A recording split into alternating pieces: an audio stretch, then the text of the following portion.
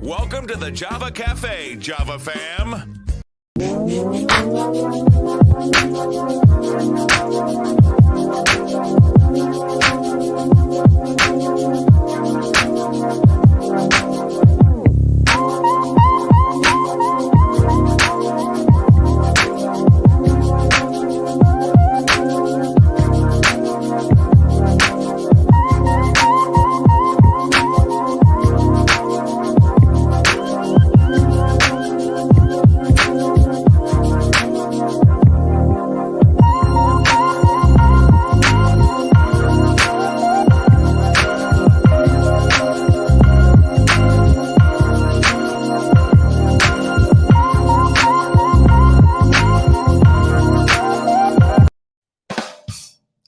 Well, that was the wrong button to press this morning, but good morning, everybody. This is James Jimmy Hills. It was supposed to be the music, and it may be a good thing because I've had this young man sit through the intro and the countdown and whatnot. So we're getting ready to bring in a young man that I had the pleasure of meeting in 2020, right before the pandemic really hit. He spoke at City Hall. He kind of preached at City Hall. And there is some important information that he is sharing with us today. And so I'm going to ask you to do me a favor, especially today. I do it often, but this is going to be some strong brew and a much needed conversation about reimagining our radical roots. And I have the esteemed pleasure, the honor of introducing this young man. I am going to I had everything queued up and then trying to get the video together. So what we'll do is we'll bring him in, we'll have him say hello, we'll show the video, I'll find his bio, and then we'll go ahead and proceed. Y'all know I'm real in this space, but it is definitely an honor and a privilege, sir. I may refer to you as Dr. Brooks, Reverend Brooks, Professor Brooks, formerly Professor Cornell William Brooks, who is chatting with us today about an upcoming event and some other Black and Brown issues. But good morning to you, sir. Welcome to the Java Cafe. I'm so excited to have you here. It's been a couple of years coming and kind of on my end, but good to have you here, sir. Good morning, my brother. Good morning. Thank you so much for what you do for the community on the regular. You're in a long and proud lineage and legacy in terms of taking what's critical, putting it in a cultural medium, making it accessible and uplifting and inspiring and informing our people. So thank you. Thank you for that. I'm going to go back and type that out after the show because that was I love that description, sir. Yeah. And it definitely, I mean, you are definitely a orator. You are definitely a person full of wisdom, an advocate, someone with established work in getting things done for Black and Brown people. So when I say that it's an honor and I'm esteemed, I really mean it. What I'd like to do, if it's okay with you, I want to go ahead and, you know, some of the folks that watch on a regular will laugh at me, but sometimes the technical doesn't want to work with me the way I want it to. But I think light years ahead of me. I think we're pretty good with what I want to share. There we go. And so what I'm going to do is share this with the audience. You all can get an idea of the William Monroe Trotter Collaborative for Social Justice in general. And then there's a little bit in there about the event that's coming up on April 7th and April 8th. And we will make sure you have that information in just a few moments. But we're going to go ahead and allow you to see this video. And we will be right back with you in just a few moments. He was a descendant of enslaved people of Thomas Jefferson's plantation, who became the first Black person to graduate Phi Beta Kappa from Harvard University. He co-founded an influential early 20th century civil rights newspaper and was a founding member of the organization that led to the NAACP. He directly confronted President Woodrow Wilson on his segregation of the federal government, agitated for anti-lynching laws, and organized some of the first mass protests against racism. William Monroe Trotter, an unsung architect of today's social justice revolution. At the Harvard Kennedy School, we created the William Monroe Trotter Collaborative for Social Justice. Our students work with grassroots organizations on issues including voter suppression, climate change, policing, mass incarceration, and immigration. We extend to you an invitation to join activists and advocates in a 2-day convening in which we learn about the lineage and legacy of Trotter We deepen our understanding of the social justice issues that face us in our time, and we endeavor to grow a movement of effective and impactful advocates that we might carry the lineage and legacy of the past into the present and ultimately into the future.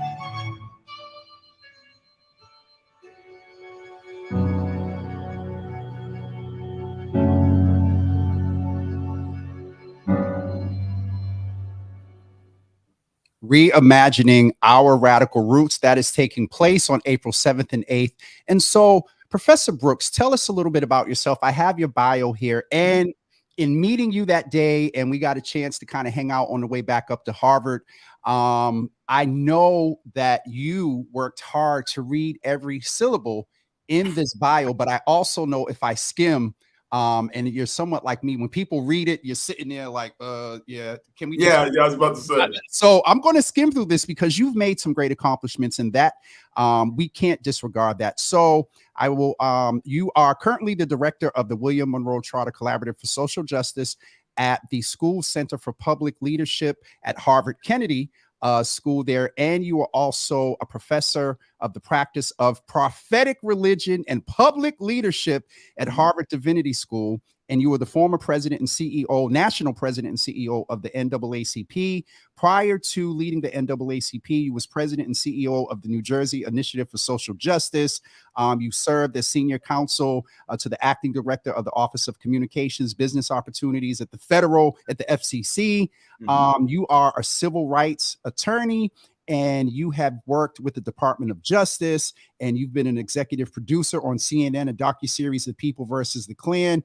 You, sir, have academic, hood, lived experience to come into this space today and share with us about what's going on at the Kennedy School in the event. But tell us a little bit in your words about yourself, your journey, what drove you, and then we'll get into the event and kind of a little bit of local and national Black and brown issues. Sure. So, I come to this space, to this Java space, and what I would call a morally caffeinated space, right, with you this morning. As somebody who grew up in the Deep South. So I was born in Texas, raised in South Carolina, spent time in Tennessee, Washington. My dad was in the Army. But I went to an HBCU, Jackson State University. And it was there that I was inspired to become a civil rights lawyer and an ordained minister in the African Methodist Episcopal Church. And when I left Jackson State, I came up to Boston. First time I'd ever been this far north, to attend Boston University School of Theology as an MLK scholar. I was further inspired to do civil rights work, walking the streets of Boston, working in a homeless shelter, preaching in the churches around Boston, being ordained in Grant AME Church, worshiping in Charles Street AME Church, and literally imbibing the power of this city, which was the crossroads of the suffrage movement, the voting rights movement, abolitionism, going back in the day to the present.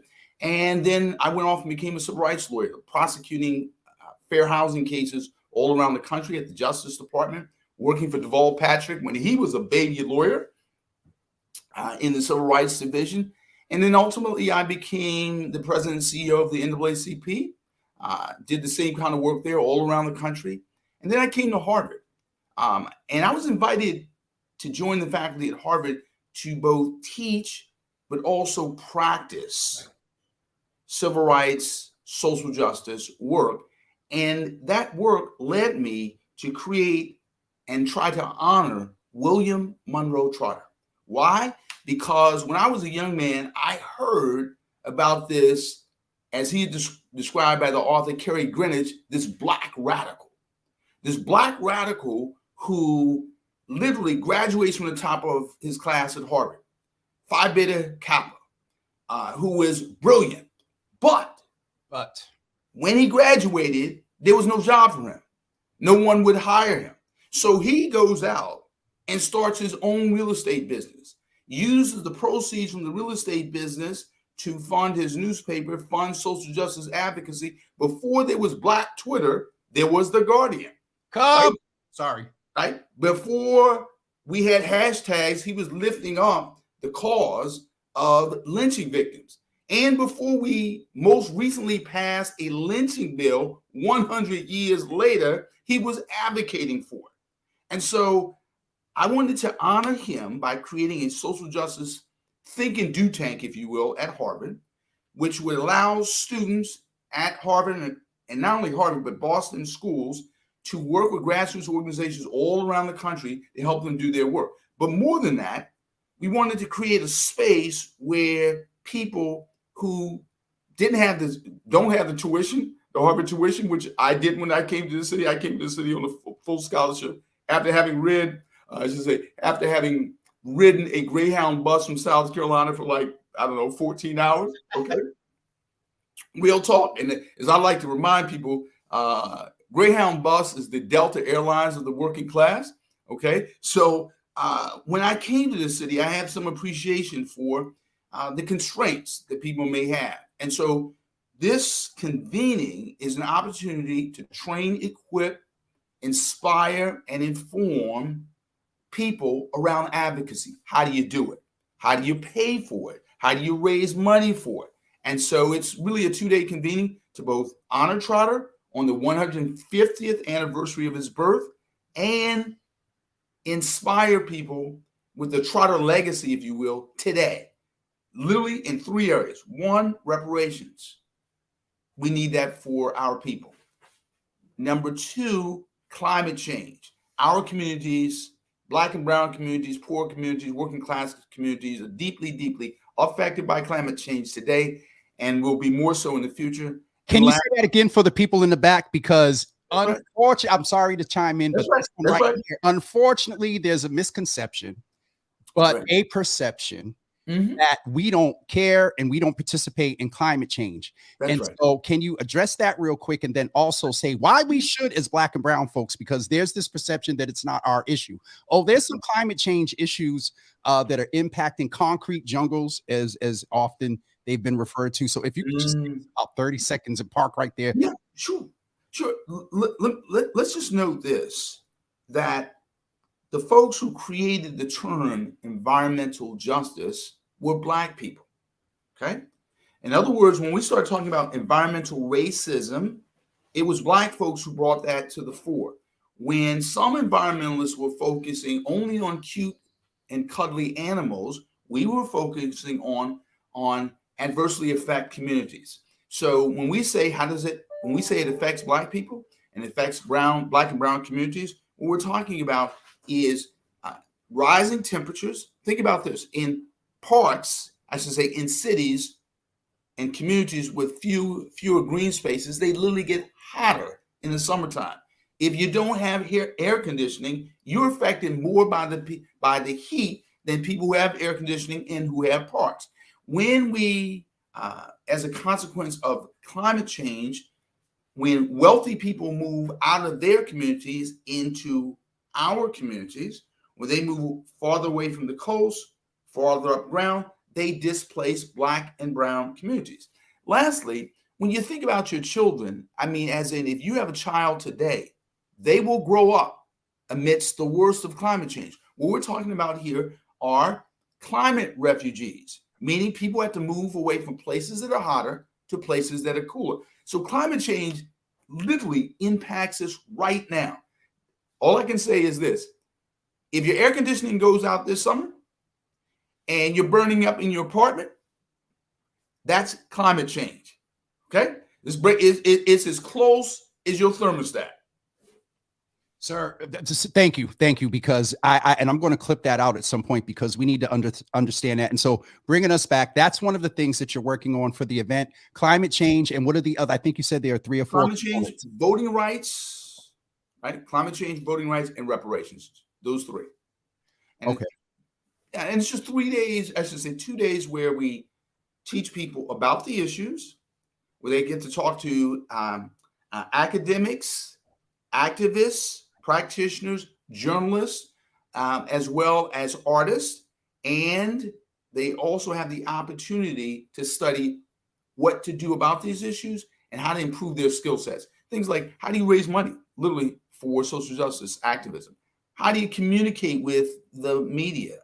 How do you put together a press release? How do you secure a pro bono, as in free law firm, to help represent you? So social justice work is both the how, I should say, it's both the what and the how, as well as the why. So we're trying to teach and share over the course of 2 days. So I'm going to make sure as soon as I get off of here, I email my admin and ask her to hold those 2 days in my calendar, because I'm going to be there. And one of the major comments that's standing out, and there's so many, but it is free.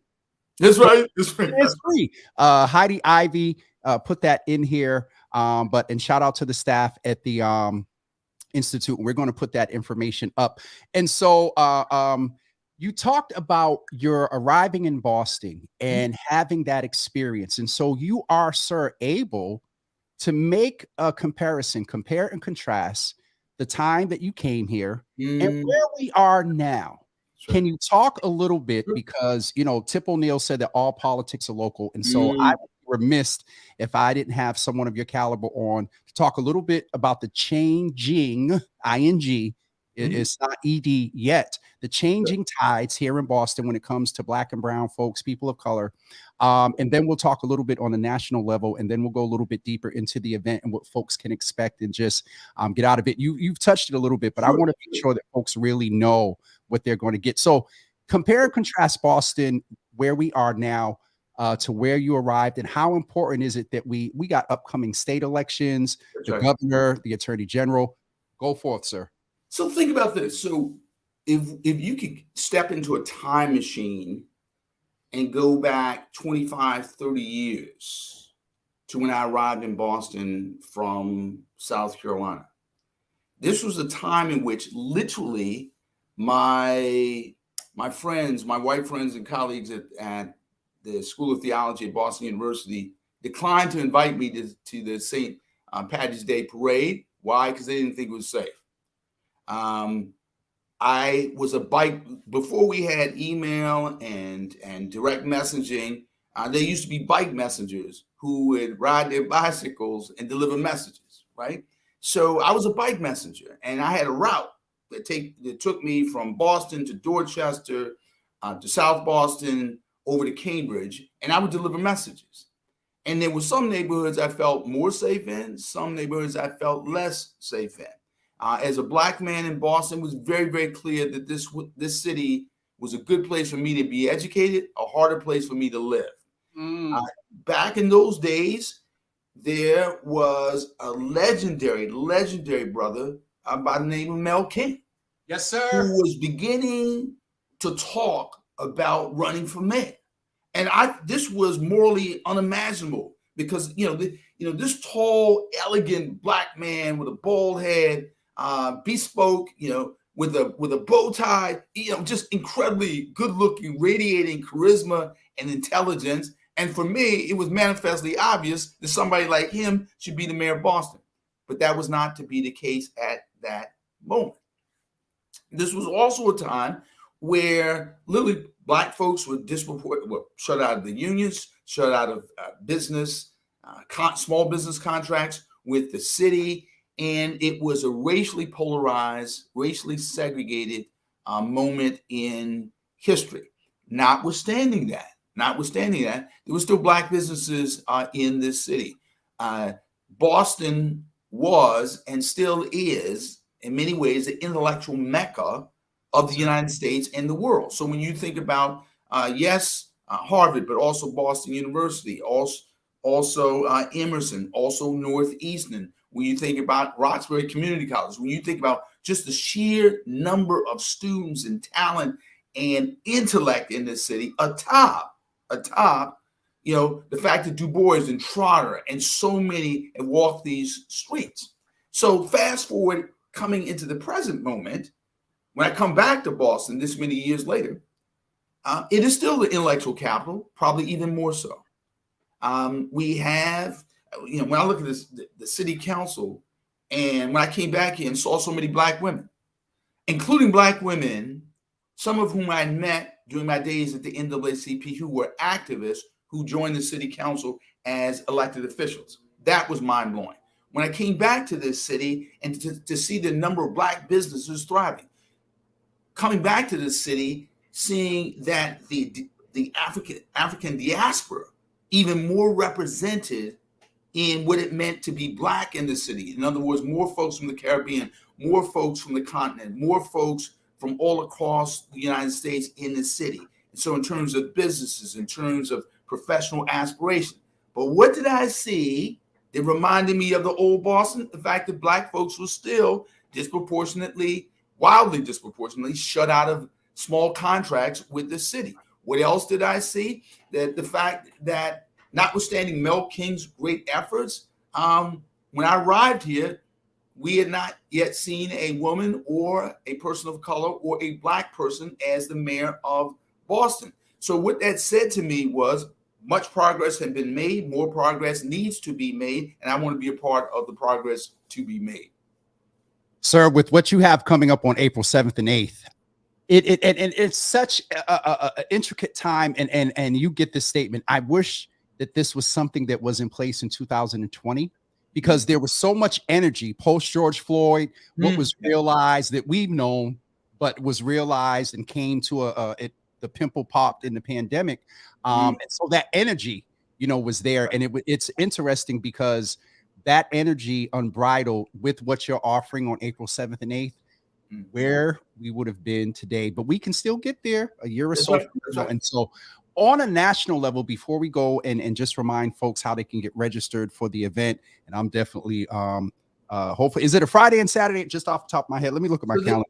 This is a Thursday and Friday. Okay, so I may have to that Thursday, y'all. Java with Jimmy might just go live from the event, and yeah, because that would be exciting. Okay, so then we're going to make that happen. But nationally, sir, a little bit to transition. All politics are local. There is so much going on across the country with voter rights. That's one of the tenets of that you're going to talk about on April 7th and 8th. And so how important is it that we pay attention to local elections? We have the gubernatorial, the attorney general, the secretary of state, who in some ways, was she's the local president. You were the national president, Tanisha Sullivan. Shout out to her.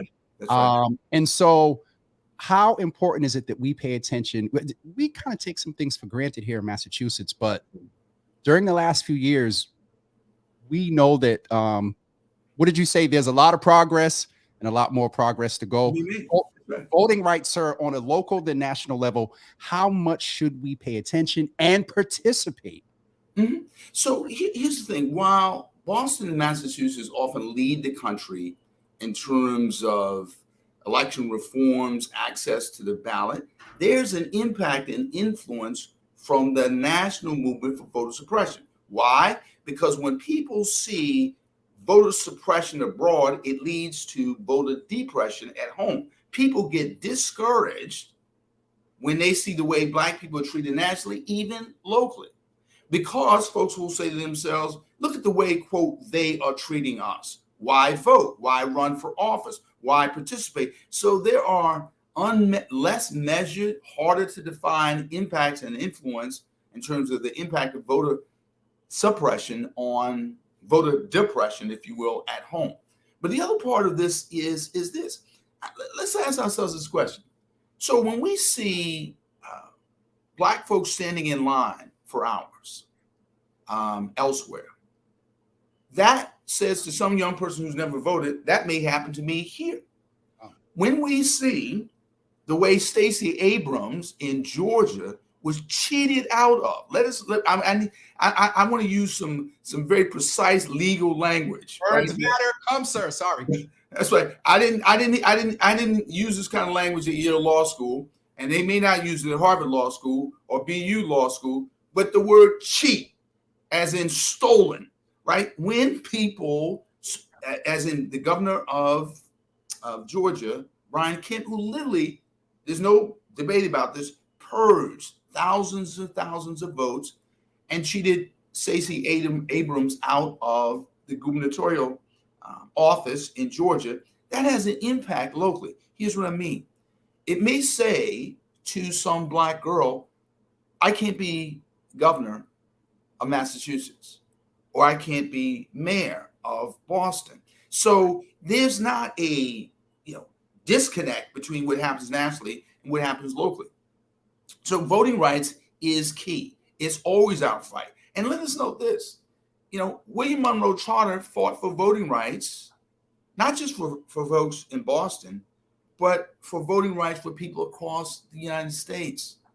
And so, the Boston fight is a national fight. The national fight is a Boston fight. And frequently, let us note this, Black people in this city have set the pace for the rest of the country, right? In other words, when I come from South Carolina, abolitionism in South Carolina was not the abolitionism in Boston.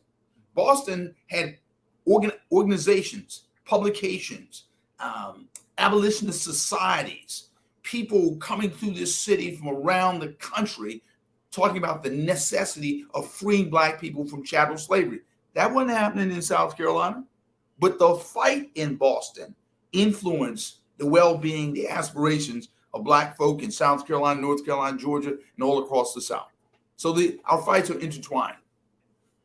So intertwined, and there's so much. We're going to have to get you back, and I'm looking forward to the nuggets that are going to come from April 7th and 8th. To jump a little bit to Boston.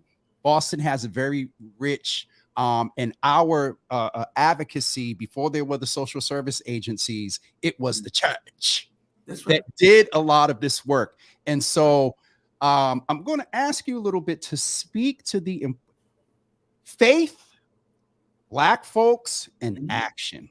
That's right. What do you say to those three words? Again, another tide is changing with the role of the church in the pandemic. Some switched to virtual, some shut down, and for various reasons, financial, old school folks wasn't tapping into the internet and whatnot. Some of them changed in the pandemic. Anyway, not too much on my part there, but sir, the role of the faith community in mobilization, and you're familiar with Boston, the faith community in the Black community has a influence. Mm-hmm. Where do we need to go post-pandemic in the 21st century to really have an impact when it comes to faith institutions? Sure. So I always like to start with, how have we succeeded, to get to the question of how do we succeed more? So when you think about Boston's religious community, and you think about, if you go back to the 90s, when many cities were experiencing an uptick in crime, Boston led the country in terms of what was known as the Boston Miracle. And the religious community led in terms of reduction of crime, reduction of gang violence, reduction of gun violence. And literally, when you read academic journals, they refer to the Boston Miracle and Black preachers, right? People like the Hammonds, okay, who's still around. I remember them from when I was in seminary. And when you read academic journals, they talk about the Black church in Boston leading in the reduction of crime by organizing the community. So given what the kinds of things that we've done, the fact that the religious community led in the cause of civil rights back in the day, certainly abolitionism. So in this moment in which we have seen not just the crush of the pandemic, that is to say, forcing people indoors and away from social institutions, out of community, when we have seen literally in this moment unprecedented activism, that is to say, young people going into the streets despite the pandemic. I would say that there is a Macedonian call on the Black church in this moment. But the significance of the Macedonia, come on, tap into you, preacher. So in other words, in the Bible, there's this notion of a Macedonian call, a call, if you will, to service. It's what Martin Luther King did in Selma, right? In other words, in Selma, there were 3 marches. A march in which Dr. King turned around, a march in which they were brutally beaten, and after they were brutally beaten, John Lewis, Amelia Boynton were beaten to the pavement. He issued what he called a Macedonian call. Come to Selma come to this city and help us get over that bridge and get voting rights. So in this moment, after the pandemic, there's a Macedonian call to the Black church itself, which is to say, yes, we've been forced into our homes, but as it becomes safer, we got to bring people out of their homes, back into the community, not just back to church, but back into the community to do the work, right? And so why? Because here's the thing. Our churches are only as healthy as our communities, right? So in other words, you can have the membership, but if you don't have the engagement in the community, literally you have dead churches, right? And here's the other part of this. Now I know there are folks listening to this program, watching this program, who are under 40, under 50. My experience with younger people is you're not legit. You're not legit if they don't see you in the community. Come. Right? Yeah. Right. You can preach a wonderful sermon from the pulpit, but literally, if the people do not see you in the community, the people do not see you doing the work, they literally regard your theology as invalid, illegitimate, fake. So as this pandemic winds down, prayerfully so, we literally have to go back into the community, engage young people. And the last point, Jimmy, I got to make this point. Think about this. We have seen in the wake of George Floyd's death, unprecedented, generationally unprecedented activism. That is to say, right after George Floyd was killed, we saw 26 million people take to the streets in 550 jurisdictions around the country, millions more around the world. Now, here's the thing. What would happen if those 26 million people entered into the Black church, right? How would that happen? That's going to happen when we get out there and join those folks, when we lead those folks, we stand behind those folks. So the Black church is critical here, absolutely essential. I told the folks about 9:45 or so, and we definitely have to promote the event. And so I will say this before I pop this on you real quick, because I have to get your perspective in this vein. Professor Brooks is literally mobilizing, evangelizing, teaching some gospel, the good news of what has been done and what we can do. We cannot negate the fact that the reason he's here today to talk about the fact of on April 7th and 8th. That's right. If you're listening to him and wondering what happened, how do we get back? What can I do? What's my role? You're going to get some information in just a couple of seconds of how to sign up. It's for free to go and get the tools needed. I see folks in the comments talking about they taking PTO to go on Thursday and Friday. And so if I could just ask you one thing, and this is personal to me, my Vanguard scripture is Micah 6:8. Love mercy, follow mercy, love justice, and think not basically more highly of yourselves. What is your dissertation around Micah 6:8 when it comes to social justice in the church? You touched on it, but I want to specifically ask about that one. Yep. We're called to pursue mercy.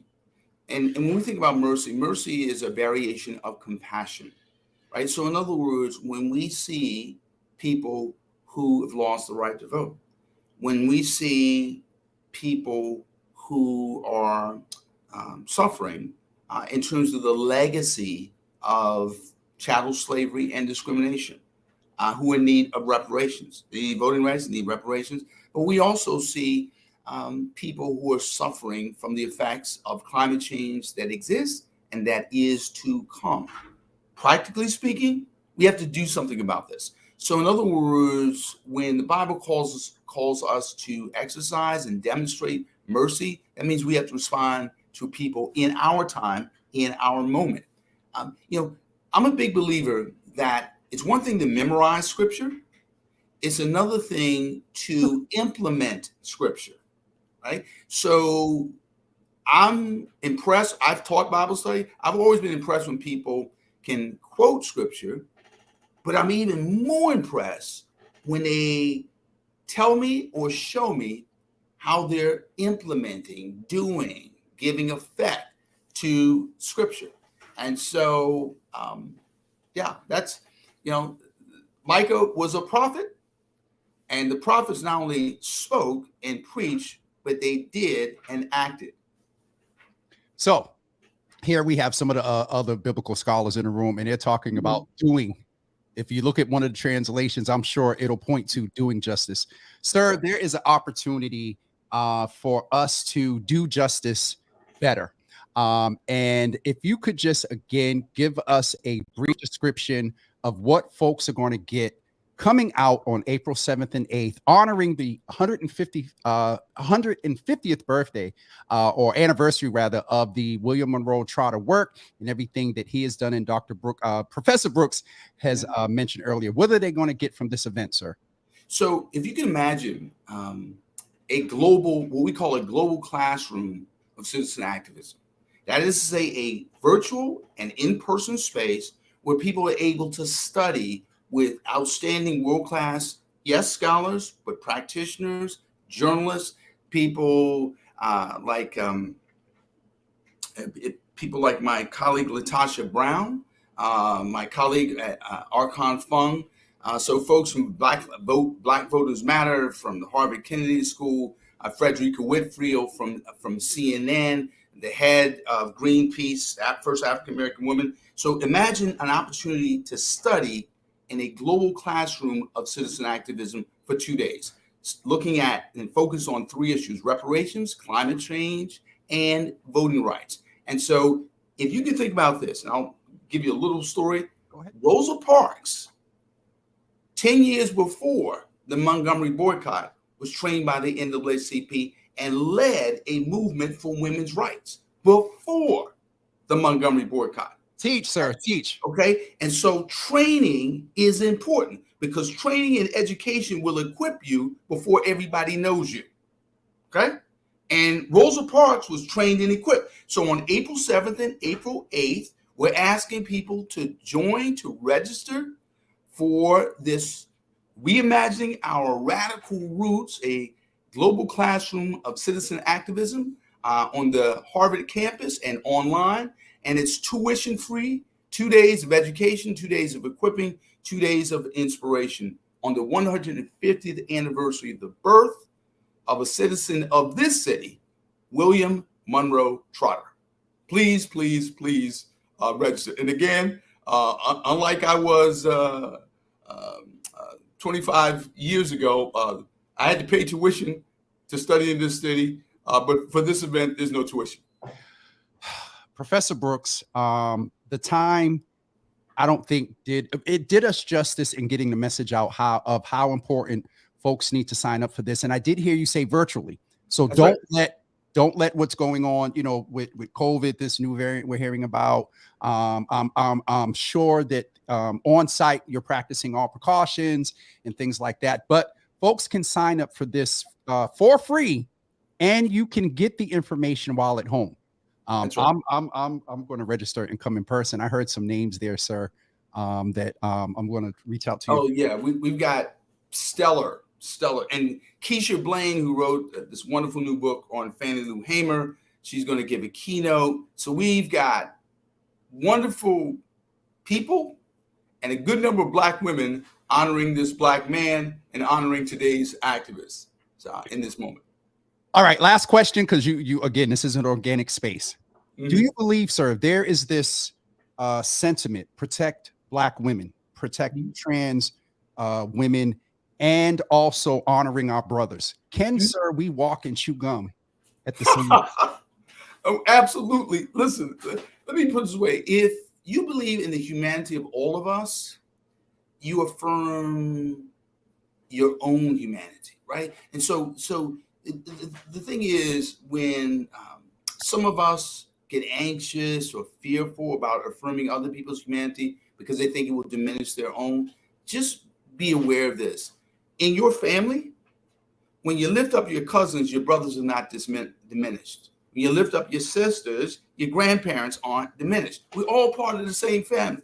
I come from a big clan. Everybody's last name is Brooks, but we got some folk who tall, some folk who are short, some who light, some who dark, some who have straight hair, some have woolly hair. But we all have the same last name. So when it comes to trans folk, women folk, men folk, people with different gender identities and races and ethnicities, we all got the same last name, right? That's called, our last name is human being. Our last name is child of God. So don't worry about, somebody else's humanity being diminished with respect to yours. Affirm everybody's humanity. Professor Brooks, I'm just going to be quiet because there is so much that I could ask and could say, and I wish I had got a drop dead time because the nuggets that you are imparting here today, folks, go back and I realize we'll end at one point of views and I'll go back a half an hour later and they're skyrocketing. And so what you have shared here today has been mobilizing. The event we cannot forget that is coming up on April 7th and 8th. Register. It's for free. You can attend it in person and virtually. I'm going to, as soon as I get done with you, I'm going to email Tay and ask her to hold both of those days from about 7:30 to, I don't know, 6, just to make sure everything is blocked out, because I will be there. I will be there, sir, because I have moved in this space, but to raise the bar. And a part of this platform is intended to carry out the elements of Micah 6 and 8. And so, while it looks wonderful and all this other stuff, the essence of Java with Jimmy, and it'll be 2 years tomorrow, sir. So I'm glad to get you along. Yeah, 2 years tomorrow. Yeah, tomorrow. It just kind of hit me in real time. Happy second anniversary. Thank you, sir. I appreciate it. And I am stealing that way you described it in the beginning. You'll see that out there.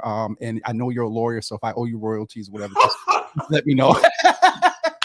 No copyright, brother. Yes, sir. Yes, sir. Professor Brooks, thank you so much. Shout out to the AJ system that helped facilitate getting you here with us. I'm going to reach out to your team because looking at what you're doing there at the Institute, there is so much intersectionality that I believe that we can do, and anywhere I can help and promote and support it in this virtual space, I'm here, sir.